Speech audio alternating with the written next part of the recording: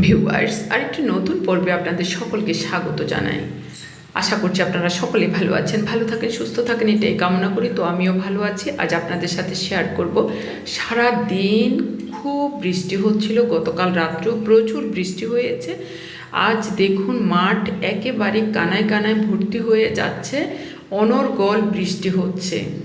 তো সারাদিন পরীক্ষা চলছে, সকালবেলাও পরীক্ষা হয়েছিল, বিকেলবেলাও পরীক্ষা হচ্ছে। এখন দেখুন চারদিক একেবারে অন্ধকার, কারেন্ট নাই, এদিকে আমরা ডিউটি করছি।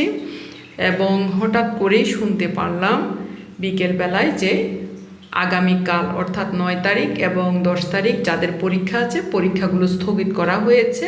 সেই পরীক্ষাগুলো আবার পরবর্তীতে জানানো হবে কখন কবে হবে। তো এদিকের রবিবারের পরীক্ষাটা চলমান থাকবে। আশা করি দুর্যোগের খবরটা সকলে শুনেছেন। ধন্যবাদ।